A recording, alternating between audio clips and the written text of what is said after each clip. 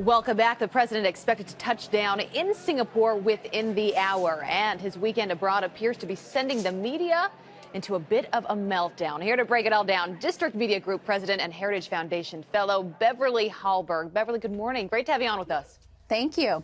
All right, an important morning.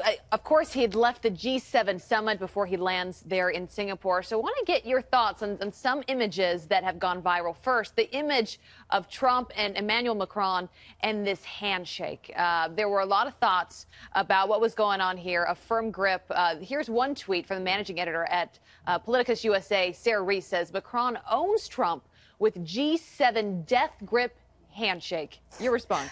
Well, let's not forget that they have what many called a bromance when Macron did come to the United States in April for the first state dinner under the Trump presidency. There was lots of handshakes and hugs. And so I think this handshake photo asks, has the relationship changed? One of the things that President Trump, I think, did want to accomplish in this meeting was come in, be strong, be very pro-America in his perspective. I think a lot of conservatives disagree with him on tariffs. But as far as what he wanted to achieve, I think he wanted to assert what he thinks the United States should be in when it comes to trade deals. And it's, you know, when you take a look at some of our allies, not all of them took kindly to that. Yeah, we have a little bit too much fun on social media these days with these photos that come out of these important meetings. Here's another one.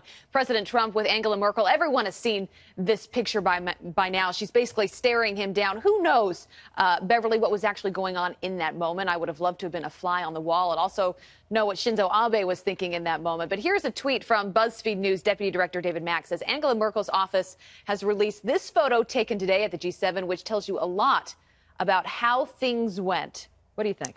A picture can speak 1,000 words. I think it's a very powerful image. Like you said, we don't know exactly what was happening at that time. But the body language is fascinating. You have President Trump with his arms folded. You have Angela Merkel kind of peering over him in a very ominous way. And I think this shows perfectly the tension that was at this meeting. I will say one of the most positive things that came out of it, something that I hope does happen, is that the president did say that he wants to move forward with trade agreements that are tariff-free and are free trade. That is a good thing. So he did a Q&A at the end. This might have been one of the most entertaining parts of the summit.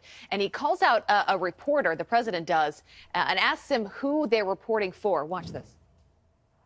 There was a sense that the America's closest allies were frustrated with you and that you were leaving here early to go meet for more friendlier talks with Kim Jong-un in Singapore. And I'm wondering if you view it the same way. Who are you with, out of curiosity? CNN. I figured. Fake news, CNN. The worst. Beverly? Well, the term fake news has played well for him. He's continuing with that. So I would just hope that as he moves to North Korea, though, we can get off to calling CNN fake news for now and get to some agreements with North Korea. But it's always entertaining when he does it. Yeah, it always is. All right, Beverly Hallberg, an important couple days to go. I'm sure there will be tons and tons of reaction still to come. Good to see you this morning. Thank you.